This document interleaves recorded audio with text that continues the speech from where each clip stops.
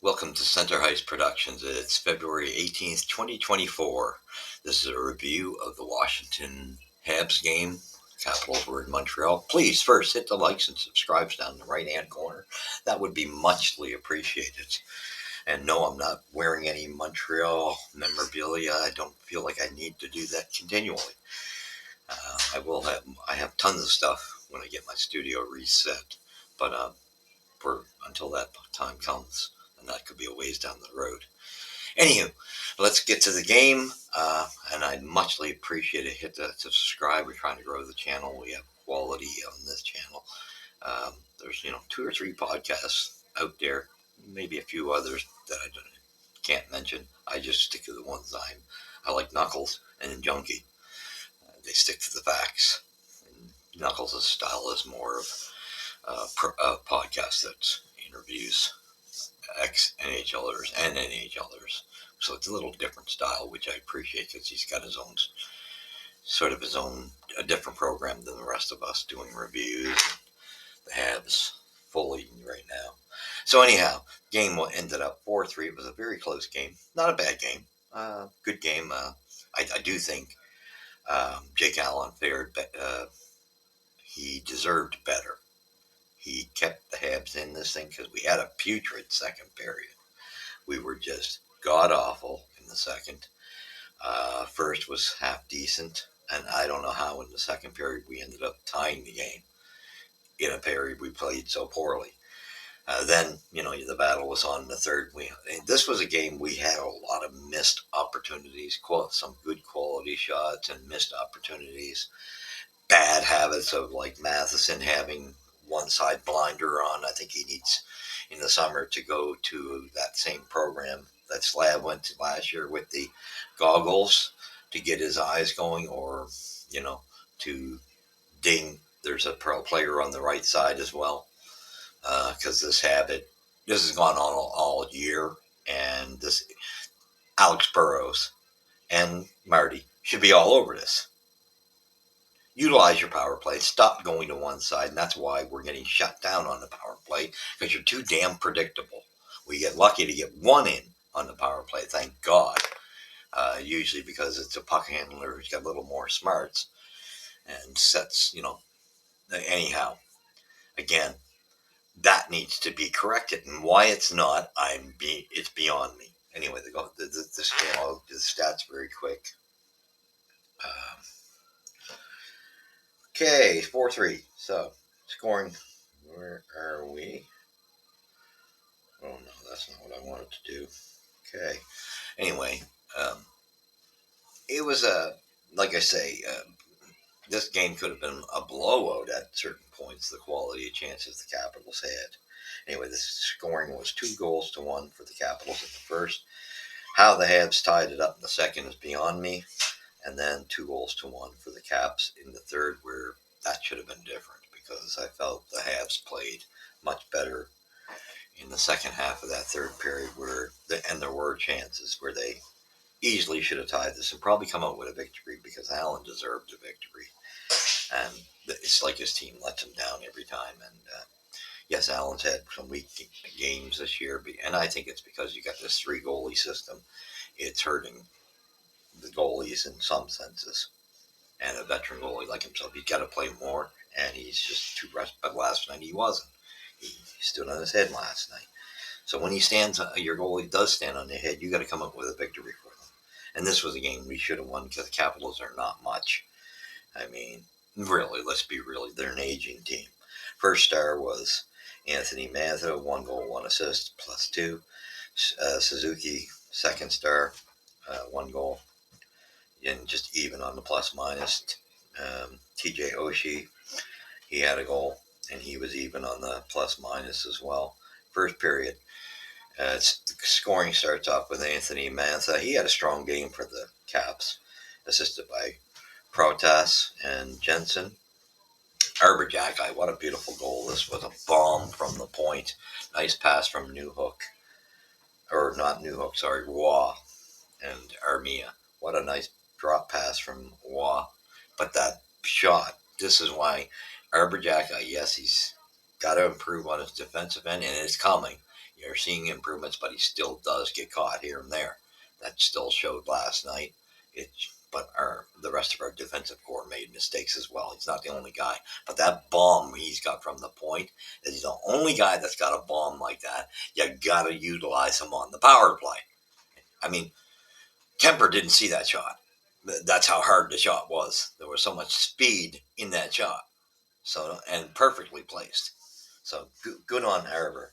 Good on Arbor. He's coming along, but the Habs got a lot. There's a lot of weaknesses and areas they got to improve on, um, and they're kids, so you kind of expect it.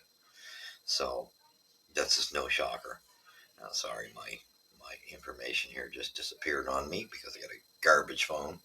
But anyway, so we get back to that. We had the stars. We showed you the scoring by Mantha and Jacki. And then at the 10-minute mark, Yoshi, who's left wide open alone in the front of the net, where this was a bad night defensively for Jake Evans and Geniac.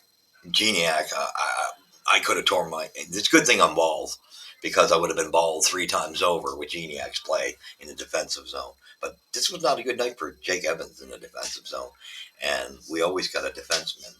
Struble got caught in and so did Savard, and goals were scored. They're not covering their man. Um, how a guy's left alone and nobody's on him is beyond me. There was a goal that was totally Geniac had to be on that man, and he must have been about 20 feet away. How are you that far away from your assignment? Do these guys not get their assignments? Do you not get zone coverage? Because that's quite evident that whoever is in charge of your defensive strategies, the kids aren't understanding it, and nor are the veterans. The veterans are sometimes more guilty than the kids. How you do not comprehend zone coverage is beyond me. So Geniac failed miserably last night. Evans was not impressive. Um, our defense, like I said, we had Struble make a mistake. We had Jacki make mistakes on the boards at times, with again looking for the big hit and getting caught on the odd man rushes. So anyway, 10-minute mark. That was your first period. Again, second period. To me, this is where the Habs played garbage, and Allen really stood on his head, keeping them, and he deserved a better fate. And he stood on his head. How we score a goal and tie this game was, I was like, wow, we played that poorly, and we managed to come out of the second period with Alex Newhook scoring at 16:15. Assisted by Yoel Armia, and we got a tie game. This should have been enough boost for the Habs to wake them up. And they did play a much better third period. However, in the third period at 3:27, Milano scores again. This was between Geniac and Evans and the defenseman. How you're missing the guy in front of the net and you're allowing them in front, not covering, and these guys don't know how to tie up sticks. What is the issue?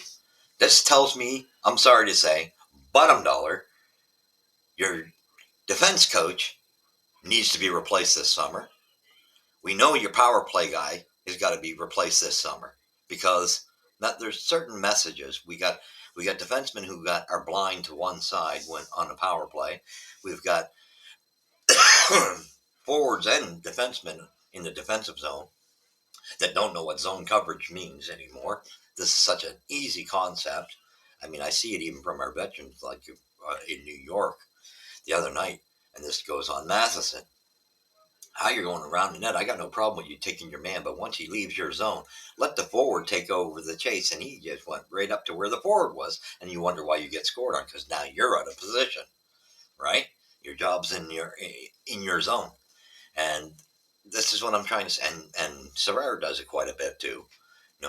Gets out of position like he's not covering his man; he's either way out, um, and he's not been as impressive lately, Savard.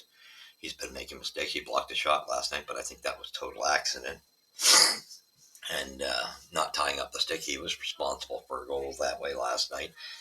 Maybe one or two. I'm just being light on these guys, but these are the guys like I said, making mistakes. And that just tells you your whole defense core is making mistakes, including Gooley and Matheson and Gooley are your best defensemen. There's no doubt about it. But they have flaws in their game. There's for Matheson, he's not great defensively. Um, and like I say, Savard's playing above his head. That's for sure. He should be on the third line defense on any other team. He would be a third pairing defenseman. Why? We're in such desperate shape that he's first line or second line. And of course, he doesn't have the speed. And I get surprised that he has trouble at times. Sometimes he clears in front of the net. Depends on if what mood he's in. And then there's times he's very terrible for wrapping the stick, or he's out of position. And I find the guys are really bad for zone coverage. All of them, all of them. So with that being said, we got Sonny Milano, who scores, assisted by Max Pacioretty and Yoel Edmondson, the Montreal connection. And then at 9:45, we get a nice goal from Nick Suzuki, assisted by Jari Slavkovsky and Mike Matheson. This was when finally Mike Matheson must have been told during the intermission, you got somebody on the right side, start using, and as soon as you used it, Slav put the pass out in front of the net. Newhook couldn't get it, but it went through his legs and right to Suzuki, who has a right-hand shot, and Suzuki's not going to miss. Beautiful goal. 11:57. This is where the game's put in the bag with Protas, assisted by Nick Dowd, and Anthony Mantha, who had a really strong game for the Capitals. The close game. Shots were close, 34-31. 12 hits to 19 for the Habs. Faceoffs won, 35-25, or 34-25 for the Habs. Power play, this was the difference, 1-for-1 for the Caps. That shows you consistency and that they were strong. Us, 1-for-3. Okay, we got one, but I would have liked to seen us fare better on it, and we could have if on the other two power plays, Mike Matheson would have recognized his right side. And penalty minutes 6 minutes to 2 for the Caps. Giveaways 8-18. That's the Habs given 18. That to me showed, especially in the second period. That was probably where most of their giveaways were. They had some in the third too. And then takeaways 10-8 for the Caps. And we finally did better in the block shot department, 26-16. Nice to see because we had been lacking there for a few games, which was our strong suit. So with that being said, this is just it was a good game. Glad that they lost because I want the top 5 pick. But we got such common things, like I say. Do not tell me for a moment that um, Robitaille is doing a good job with that defense. I don't care. Robitaille was an average defenseman, was all right. Doesn't mean you can coach. And it's evident that this defense core would be doing. I'm so sad that Luke Richardson had to go, although we weren't going to give him a head coach job. So, of course, he's going to take a head coach. But he would have done a much better job with this younger crew. He had a way of teaching. Sorry, Robitaille. You're not qualified. And it's evident what I've seen in the last 2 seasons. These guys don't have the concept of zone coverage. And that also goes to whoever is responsible for the forwards in that process in their own zone. That's, I don't know. I mean, I get, the only coach that should be there in Montreal is Marty St. Louis. Now, he's a rookie coach, so he's making mistakes, but he's got no support. So don't tell me, like, what the heck is, I look at Litowski, and I used to not pick on him. I got to pick on him now because somebody's got to be responsible for the forwards when they're collapsing, coming back to help their defensemen out. And to me, well, he's not in charge of the power play. He's not in charge of the penalty kill, so he's got to be doing something other than picking his nose, right? Because every time you see the camera on him, his hand's always up here, and what is he doing? So you know what? There needs to be some support for Marty. Get some qualified guys. Like I say, Kirk Muller would be doing great with under Marty. He wasn't going to succeed any further, although he had better numbers than Burroughs on the power play, and he could run the penalty kill too. There's a guy that could do them both. And he would do much better with Marty. But anyway, we know that ship has sailed. So you got to find someone else. Like I wouldn't mind seeing a Vinny LeCavalier or Guy Carbonneau in that position. I mean, look at Carbo when he coached. We had the best power play and best penalty kill going. That's why we were number one when he coached. So that's there's and he's available. He's made that clear in a podcast on Marinaro show about 2 years ago. Great when Marty came in. Pretty much the new regime started. So he's available. There's a guy you utilize and you take advantage of because he can turn this thing around. He could teach these guys what zone coverage is because I don't get it. I just get baffled. What don't you get about zone coverage? And Anderson, what the heck is this joke even on the ice for? Oh, he shows you a spurt here and there, and he gets rewarded to come on for an extra spurt, and then he just disappears, and is defensive, coughing up the puck, and unable to retrieve it for a big man, losing the battles on the boards in his own zone. He's a negative. He doesn't fit. You screwed up when you didn't trade him last year when he was valuable, so you're stuck with him. You're stuck with him because nobody's going to want this guy, and it's a shame because he's a nice guy as a person. But I'm sorry, we're talking about hockey. This is your profession. Sorry, sorry, sorry. You got to be accountable for it. You're accountable. I don't care who you are. I mean, you're playing the game for fans. You're making big millions of dollars, and you're making millions. But you're making good money, Mr. Anderson. Way too much money, and we're stuck with it because there's no one's going to touch him by the trade deadline. So I don't know what you do because I don't think you can unload him anymore. I don't think anybody wants to go near Anderson with a 10-foot pole. Would I at this point? You had your chance, you blew it in that department with one player. You blew it. Send him on the waivers next year. Let him play in Laval and hope somebody scoops him up. Pray to God because I don't think you got it. I don't think you can expect to get anything for Anderson anymore. I don't see him up in his game. He doesn't fit on any single line he plays on. He just doesn't fit, and they get scored upon. You go look at the numbers of the stats, and anytime he's on a line, they're in the negative, right? Now, Brendan Gallagher has the same problem when he's in a defensive zone, but Gallagher, the difference is he gives you heart. So he seems to play very well in the offensive zone. He wins battles up there for some reason. He just makes bad decisions in his own end. Loses battles, and when he does win a battle, he makes errant passes. That's his issue. But his heart is not his issue. He's great offensively in the offensive zone. He does have to. And they got him in the right spot, in the right chair finally on the fourth line. That is a better chair for Brendan Gallagher. Notice he didn't play as much last night, and that was proper when they're trying to come back. I mean, I'll give you the Habs credit in this game. They kept coming back every time. It was like the Capitals would get the lead. Habs would come back and tie it up, and that was a continual tug of war.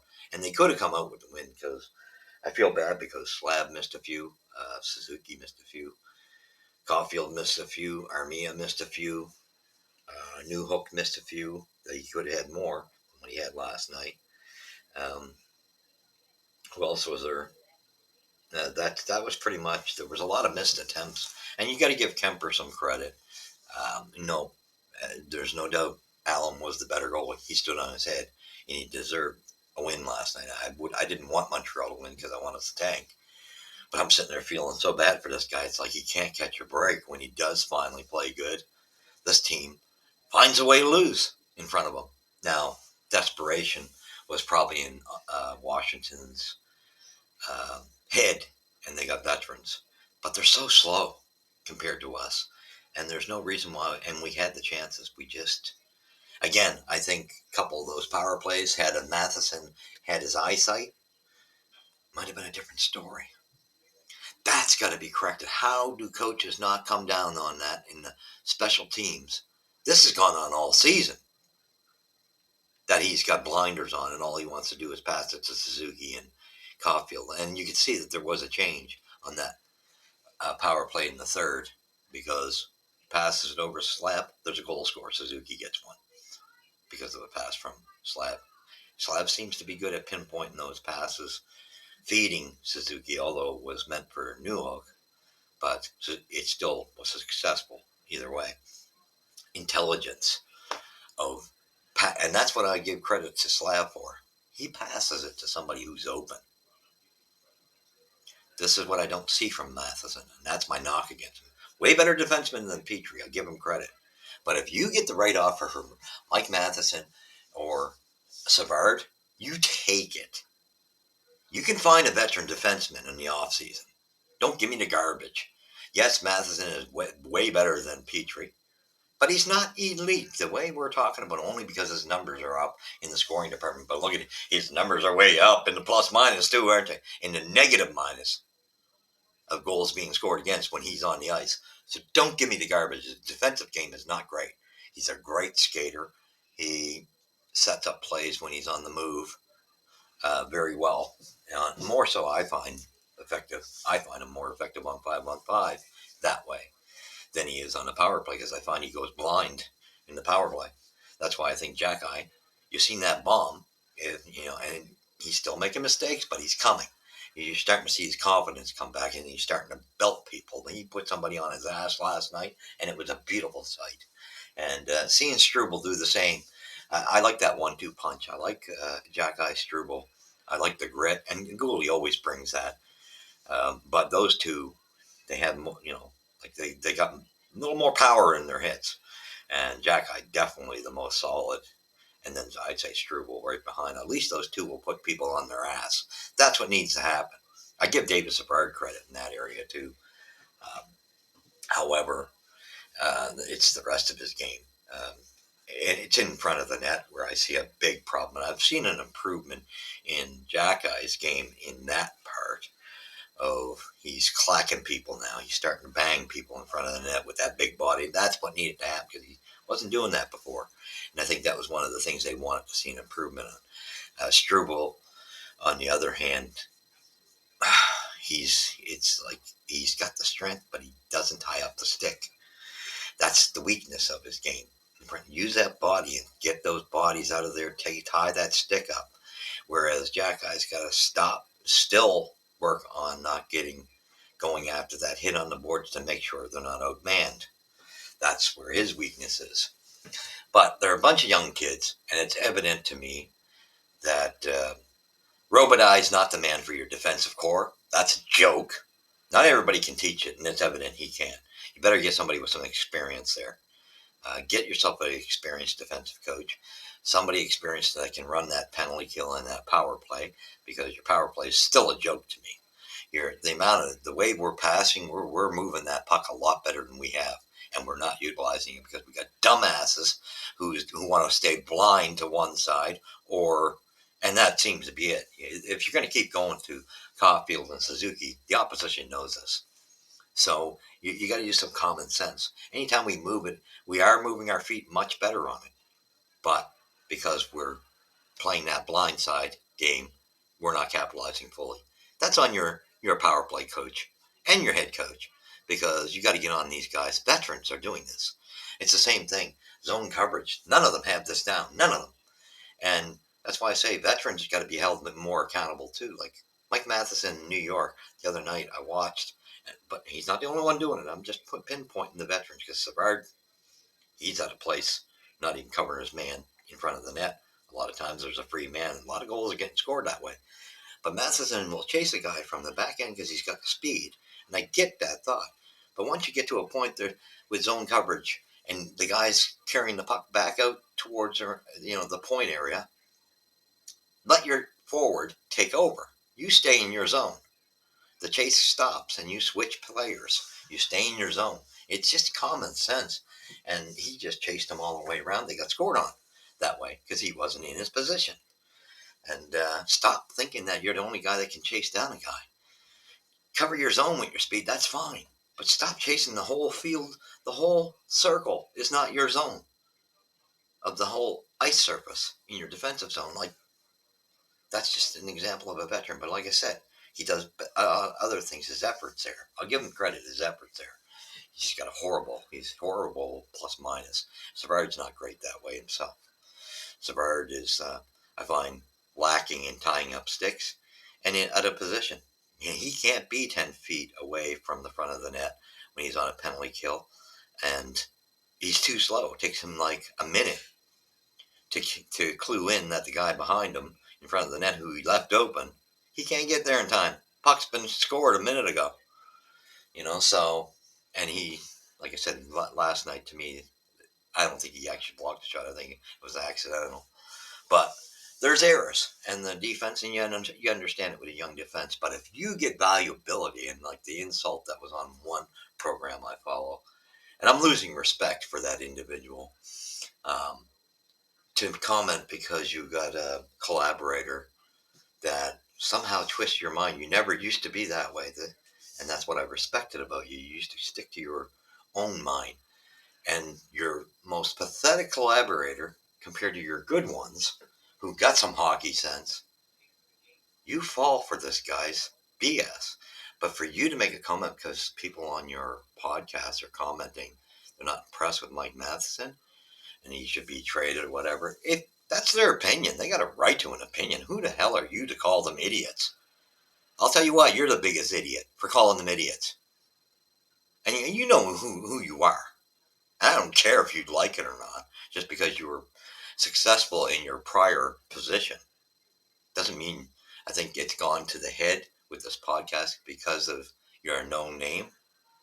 And I think it's gotten a little to your head, but you got some podcasters who you'll argue with who actually got more sense on your program.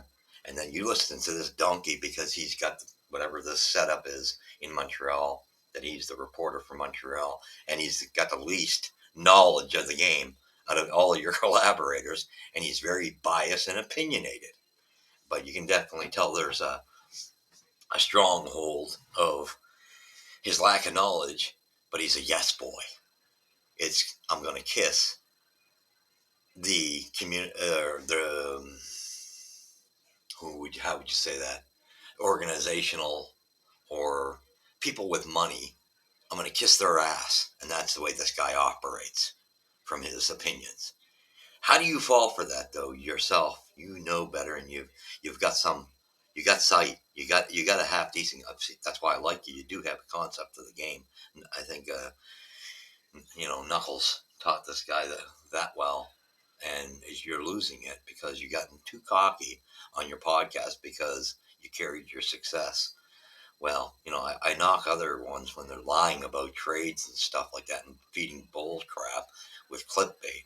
But to call people idiots, that reminds me of another gentleman who thinks he's the guru. When you can't take somebody else's opinion and you insult them. And how you guys get followings is beyond me to the degree because I would expect to know better because you got a history of the job. Guru knows nothing, you know. So for you know much more. I expect more for you, but you don't have the right to call people idiots. Anybody wants to come across that way, you're the biggest idiot when you have to call your followers who make you, right? Remember that. Yeah, it's coming for, and you can challenge me any day of the week because I'm here. I'm right here. You know where to find me. I'll even, if you ever write me, I'll give you my number. We can meet and have a conversation. Okay?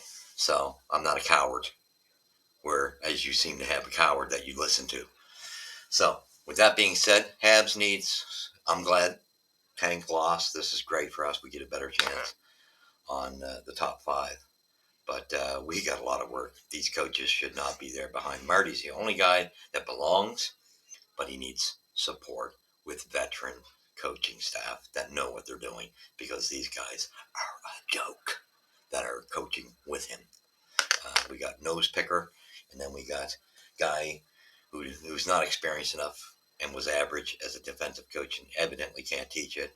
Same thing with Burrows on the power play. He didn't have enough experience to come in there and take over that, and evidently uh, is not successful the way he should be and can't correct mistakes being made by his players on the ice to open up, to keep movement, that you just don't focus on one or two guys. So that being said, thank you for following me. I got to check and see. I don't even know when our next game is. I was so disgusted with uh, the way that game went. Well, it was, like I said, it was close, but I can, and anybody, I know there was article I seen that said Slab was okay. I got to cut this off. You will see me in the next game. All right. God bless. We'll catch you then. Puck drops here first. At Center Ice Productions. Thank you. God bless.